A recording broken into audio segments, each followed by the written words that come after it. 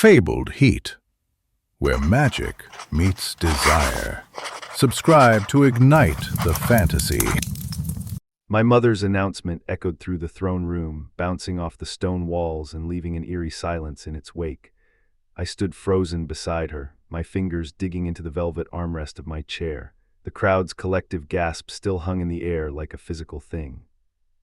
"I will marry the winner of a tournament," I repeated slowly, tasting each word, "and I get to choose the competition and the competitors." The king, my mother, nodded regally. Her crown caught the torchlight, throwing sparks across the room. "Indeed, my dear, it's time you had a husband to secure our line." I bit my tongue until I tasted copper. The last thing I wanted was a husband, but if she was offering me control over this farce, perhaps I could use it to my advantage. The morning of the tournament dawned bright and clear. I stood on the balcony overlooking the arena, my hands trembling slightly as I gripped the stone railing. Below me, a sea of faces stared up expectantly. Nobles, merchants, peasants, all of them waiting to see what absurd contest I'd devised. I cleared my throat and raised my hands for silence. "Today we gather not for jousting or swordplay," I announced, my voice carrying across the courtyard. "Today we test wit and skill in a challenge of my own design." The crowd murmured, shifting restlessly. I could see confusion written on every face. Good, let them be confused.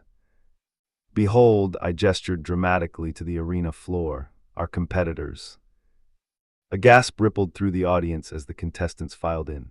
There were 12 of them, all women and not one a traditional warrior, a baker, her arms dusted with flour, a seamstress, needle already threaded between her fingers, a scholar, nose buried in a tome, a musician, fingers dancing over harp strings, a blacksmith, muscles straining against her leather apron, a healer, herbs spilling from her pockets, a dancer, ribbons flowing from her wrists, a painter, palette in hand, a mathematician, abacus clicking, a gardener, earth smudged on her cheek, a navigator, compass swinging from her belt, and a cook, wooden spoon held aloft like a scepter.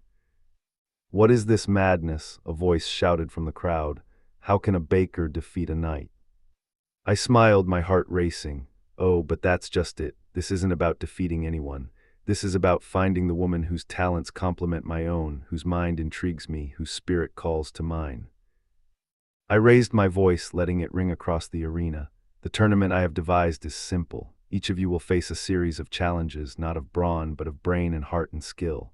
You'll solve riddles, create art, heal the sick, navigate mazes, grow gardens, and yes, even bake bread. At the end of the day, I will choose the woman who impresses me most." The crowd erupted into chaos, voices rising in confusion and anger. I ignored them, my eyes fixed on the 12 women below. They stood in a loose circle, glancing at each other with expressions ranging from excitement to trepidation. I descended the steps into the arena, my silk gown whispering against the stone. As I approached, the women straightened, eyes wide as they took in my royal attire. "Welcome," I said softly. "I'm glad you've come."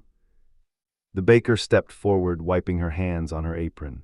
"Your Highness, are you sure about this? I'm just a simple village girl." I reached out and took her flour-dusted hand. There is nothing simple about creating sustenance from mere flour and water. It's a kind of everyday magic. She blushed, ducking her head. Around us, the others began to relax, smiles tugging at their lips. The seamstress spoke up next. "What if we fail? What if we're not what you're looking for?" I squeezed the baker's hand before releasing it. "Then you return to your lives, no harm done, but if you win..." I let my voice trail off, meeting each woman's gaze in turn. "If you win, you'll have the chance to be my partner, my equal. You'll help rule this kingdom, not as a trophy wife, but as a true queen." A hush fell over the group. I could see hope dawning in their eyes, dreams sparking to life. The day passed in a blur of activity.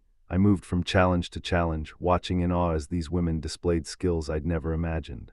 The baker created a loaf of bread shaped like our kingdom, every hill and valley rendered in perfect detail. The seamstress fashioned a gown from mere scraps, a masterpiece of tucks and folds. The scholar solved complex equations that made my head spin. The musician played a melody so haunting it brought tears to my eyes. As the sun began to set, painting the sky in streaks of orange and pink, I called the women together in the center of the arena. They gathered around me, chests heaving, faces flushed with exertion and excitement. I paused, my heart pounding. How could I possibly choose? Each of them had shown me something incredible, something that made my soul sing. Suddenly a commotion broke out at the edge of the arena. Shouts and curses rang out as a figure pushed through the crowd. My mother, resplendent in her royal regalia, stalked toward us, her face a mask of fury. "What is the meaning of this?" she roared, her voice echoing off the stone walls. "You cannot marry one of these commoners." I stepped forward, planting myself between the women and my enraged mother. "I can and I will. These women have shown more skill, more intelligence, more heart than any stuffy lord or posturing knight ever could." The king drew herself up to her full height, eyes flashing. "You are my daughter, you will do as I command." I felt a surge of something fierce and wild rising in my chest. For the first time in my life, I truly saw the woman who had birthed me, not as a mother, but as a tyrant desperate to control everything and everyone around her. "No," I said softly, "I won't." The word hung in the air between us, heavy with consequence. I could see the exact moment my mother realized she'd lost control, a flicker of fear in her eyes, quickly masked by anger. "You dare defy me," she hissed. "I am your queen." "You're a woman clinging to power," I shot back, my voice rising. "A woman who would rather see her daughter miserable than risk losing control. Well, I'm done being controlled." I turned to face the 12 women, my heart in my throat.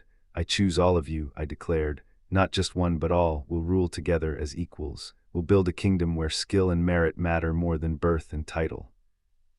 For a moment silence reigned, then slowly the women began to smile. The baker wiped away a tear. The seamstress clasped her hands in front of her. The scholar nodded, a look of fierce pride on her face. The king made a strangled sound of rage. "This isn't over," she snarled. "I won't allow it." I met her gaze steadily, feeling something shift inside me. No longer a frightened girl, but a woman ready to fight for her future. "It is over, mother," I said quietly. "You've lost." With that, I turned my back on the woman who had ruled my life for so long. I faced my new council, my partners, my friends. "Let's go build something amazing," I said, offering them my hands. One by one, they took them. The seamstress on my right, the baker on my left. Around us, the others closed in, forming a circle of unity and strength. As we walked away from the furious king, from the confused crowd, from everything we'd ever known, I felt something I'd never experienced before. Hope, excitement, freedom. And for the first time in my life, I was exactly where I was meant to be.